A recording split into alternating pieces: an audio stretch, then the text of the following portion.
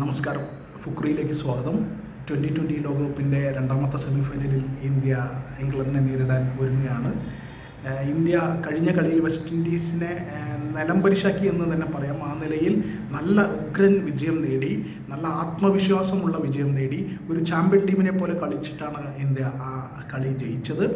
പ്രത്യേകിച്ച് മലയാളി താരം സഞ്ജു സാംസൺ 97 റൺ അടിച്ച് നമ്മളെയൊക്കെ സന്തോഷവാന്മാരാക്കി എന്ന് തന്നെ പറയണം. അപ്പോൾ അങ്ങനെ നിൽക്കുന്ന സഞ്ജു ഉൾപ്പെടെയുള്ള നല്ല മികച്ചൊരു ടീം ഇന്ത്യക്കുണ്ട്. ഈ ടൂർണമെൻറ്റിൻ്റെ തുടക്കത്തിൽ അത്ര മെച്ചപ്പെട്ട കളിയൊന്നും ഇന്ത്യ കളിച്ചിരുന്നില്ല.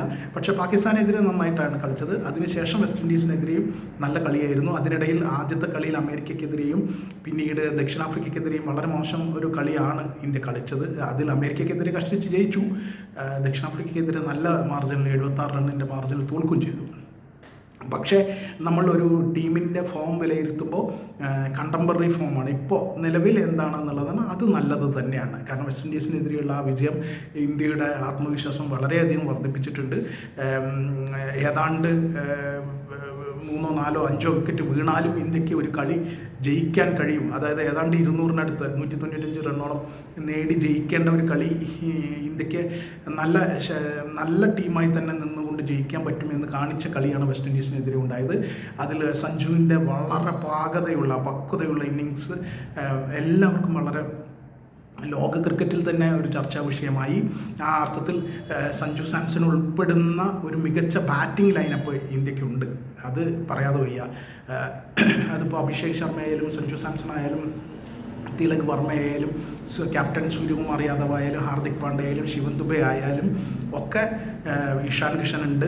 ഒക്കെ മികച്ച കളിക്കാരാണ്. നന്നായിട്ട് കളിക്കാൻ കഴിയുന്ന, നിർണായക മത്സരങ്ങളിൽ നന്നായി കളിക്കാൻ കഴിയുന്ന മികച്ച ടീം തന്നെ ഇന്ത്യക്കുണ്ട്. ബാറ്റിങ്ങിൻ്റെ കാര്യത്തിൽ വളരെ ശക്തമായൊരു ടീമാണിത്. അതേസമയം ബൗളിങ്ങിൽ നമുക്ക് സ്പിന്നേഴ്സിൻ്റെ കാര്യത്തിൽ വരുൺ ചക്രവർത്തിയുണ്ട്, അക്സർ പട്ടേലുണ്ട്. ഫാസ്റ്റ് ബൗളിങ്ങിൽ ജസ്പ്രീത് ബുംറയും ഹർഷ്ദീപ് സിംഗും ഹാർദിക് പാണ്ഡ്യയും ഉണ്ട്. പിന്നെ 6ാമത്തെ ബൗളറായിട്ട് ശിവൻ ദുബെ ഉണ്ട്. ശിവൻ ദുബെ ബൗളിങ്ങിൽ അത്ര മികച്ച ഫോമിലല്ല.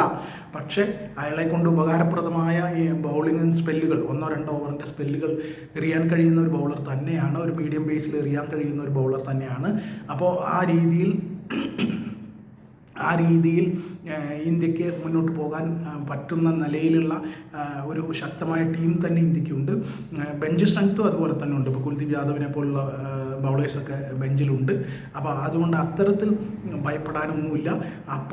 മറുപുറത്ത് ഇംഗ്ലണ്ട് ഇന്ത്യയെക്കാൾ ആത്മവിശ്വാസത്തിലാണെന്ന് പറയേണ്ടി വരും.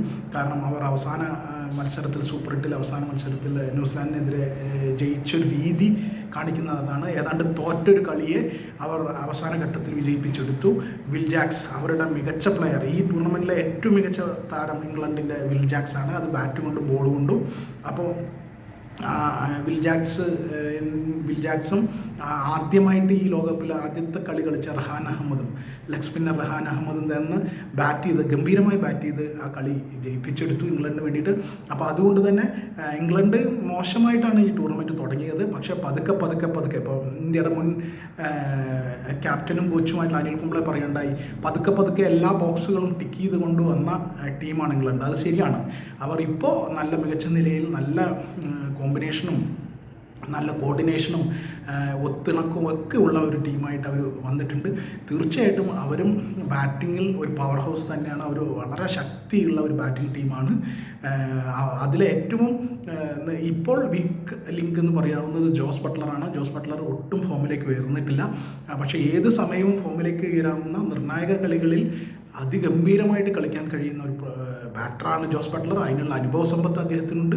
അത് എക്സ്പ്ലോസീവ് നേച്ചറിലുള്ള ബാറ്ററാണ് അദ്ദേഹം. അടിച്ച് തകർത്ത് കളയും, ഏത് ബൗളിംഗ് നിരയെയും അടിച്ച് തകർക്കാൻ കഴിവുള്ള ഒരു ടീമാണ് ഇംഗ്ലണ്ടിൻ്റെ ജോസ് ബട്ട്ലർ. ഒരു ബാറ്ററാണ് ജോസ് ബട്ട്ലർ. അതുകൊണ്ട് തന്നെ അദ്ദേഹം എപ്പോഴാണ് ഫോമിലേക്ക് വരിക എന്ന് പറയാൻ പറ്റില്ല. കഴിഞ്ഞ കളികളിൽ നിന്നും വെച്ചിട്ട് അദ്ദേഹത്തെ വിലയിരുത്താൻ കഴിയില്ല. പിന്നീട് അവർക്ക് ആ നിലയിൽ അവരുടെ ക്യാപ്റ്റൻ ഹാരി ബ്രൂക്ക് ഉണ്ട്. ഹാരി ബ്രൂക്ക് നല്ല ഫോമിലാണ്. പാകിസ്ഥാനെതിരെ സെഞ്ചുറി അടിച്ച് ആ കളി ജയിപ്പിച്ച ഒരു രീതി, ബ്രൂക്കിൻ്റെ ആ പാകത ശരിക്കും കണ്ട ഒരു ഇന്നിങ്സ് ആയിരുന്നു. ബ്രൂക്ക് അടക്കമുള്ള ബാറ്റർമാർ നല്ല ഫോമിലാണ്.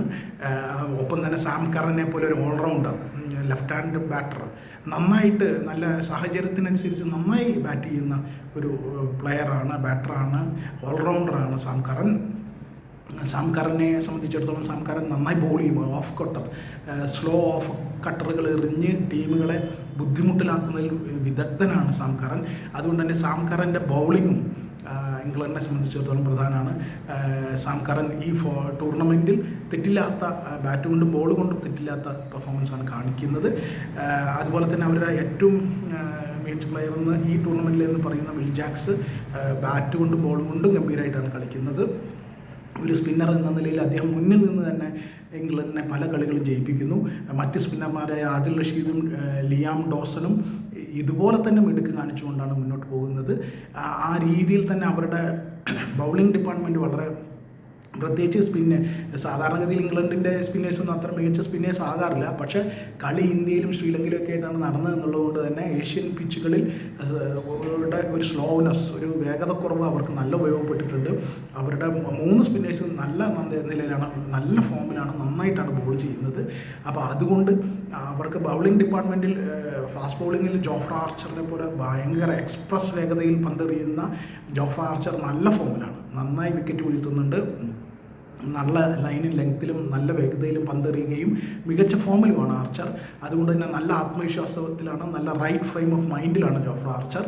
അതുകൊണ്ട് അവർക്ക് ഇംഗ്ലണ്ടിനെ സംബന്ധിച്ചിടത്തോളം ബൗളിങ്ങിലും അങ്ങനെ ഭയമൊന്നും അവർക്കില്ല. അവരെ സംബന്ധിച്ചിടത്തോളം കളിച്ച് ഈ ടൂർണമെൻറ്റിൽ തുടക്കത്തിൽ മോശമായിട്ടാണ് കളിച്ചതെങ്കിലും കളിച്ച് വന്ന് അവരിപ്പോൾ നല്ല ടീം ആയി സെറ്റായിട്ടുണ്ട്. അവരെ മികച്ച കളിയാണ് ഓരോ കളി കഴിയുമ്പോൾ. ഇപ്പോൾ പാകിസ്ഥാനെതിരെയും ന്യൂസിലാൻഡിനെതിരെയും നല്ല ചാമ്പ്യൻ ടീമുകളുടെ കളിയാണ് അവർ കാഴ്ചവെച്ചിട്ടുള്ളത്. അതുകൊണ്ട് തന്നെ അവരെ സംബന്ധിച്ചിടത്തോളം അവർ നല്ല ആത്മവിശ്വാസത്തിലാണ്. ഇന്ത്യ മറികടക്കാൻ കഴിയും എന്ന് അത് സാം കറൻ പറയുകയും ചെയ്തു. ഇന്ത്യക്ക് മറികടക്കാൻ കഴിയും എന്നുള്ള അത് വെറുതെ പറയുന്നതല്ല, ആ ആത്മവിശ്വാസം അവർക്കുണ്ട്. അത് അവരുടെ ബോഡി ലാംഗ്വേജിലുണ്ട്. അപ്പോൾ എന്തായാലും കളി ഇന്ത്യയിലാണ്, മുംബൈ വാങ്കഡെ സ്റ്റേഡിയത്തിലാണ് നടക്കുന്നത് എന്നതുകൊണ്ട് തന്നെ അത് ഇന്ത്യക്കൊരു അഡ്വാൻറ്റേജാണ്. ഇന്ത്യയെ സംബന്ധിച്ചിടത്തോളം സ്വന്തം നാട്ടിലാണ് ഈ ലോകകപ്പ് ആകെ നടന്നത് എന്നത് അവരെ സംബന്ധിച്ചിടത്തോളം അത് ഗുണം ചെയ്തിട്ടുണ്ട്. അവർക്കും ഈ പറഞ്ഞ പോലെ ഒത്തൊരു ടീമാണുള്ളത്. ബാറ്റിങ്ങിൻ്റെയും ബൗളിങ്ങിൻ്റെയും ഒക്കെ സന്തുലിതമായ ഒരു ടീമാണുള്ളത്. അപ്പോൾ 2 ടീമുകളും ഏതാണ്ട് ഒരേ നിലയിലുള്ള ഒരേപോലെ സന്തുലിതമായ ടീമാണ്.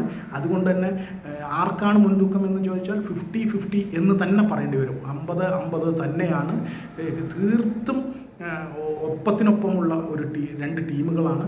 ഒപ്പത്തിനൊപ്പം തന്നെയാണ് ചാൻസും സാധ്യതകളും.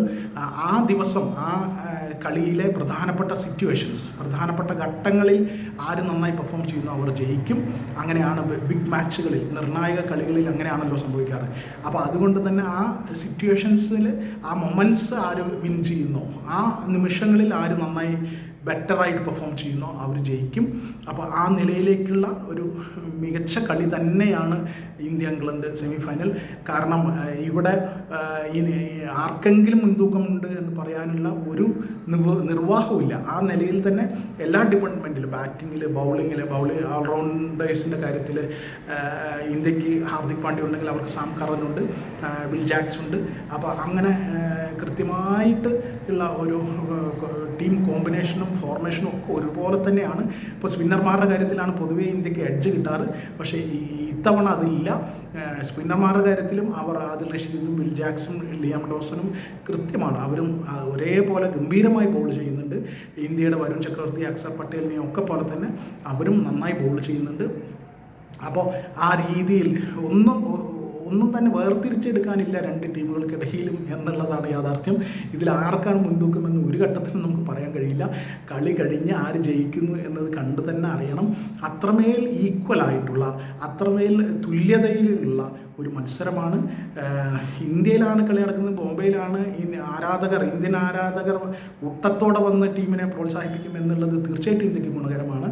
പക്ഷേ ഇംഗ്ലണ്ടും നല്ല എക്സ്പീരിയൻസ്ഡ് ടീമാണ്. അവർ ഈ ആൾക്കൂട്ടത്തിൽ നിന്ന് ഭയക്കുന്ന ടീമല്ല. അവരെ സംബന്ധിച്ചിടത്തോളം അവർക്ക് നല്ല ആത്മവിശ്വാസത്തിലുള്ള 2 കളികൾ പാകിസ്ഥാനെതിരെയും ന്യൂസിലാൻഡിനെതിരെയും അവർ ജയിച്ചു കഴിഞ്ഞു. ആ ആത്മവിശ്വാസം, ആ മൊമെൻറ്റം അവർക്കുണ്ട്.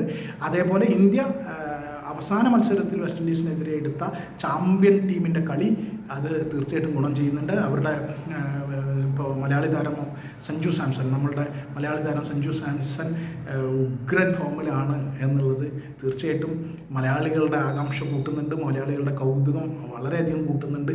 വളരെ താല്പര്യത്തോടെ തന്നെയാണ് ഓരോരുത്തരും ഈ കളിയെ കാത്തിരിക്കുന്നത്. അപ്പോൾ എല്ലാ നിലയിലും തുല്യ ശക്തികൾ തമ്മിലുള്ള ഒരു മത്സരമാണ്.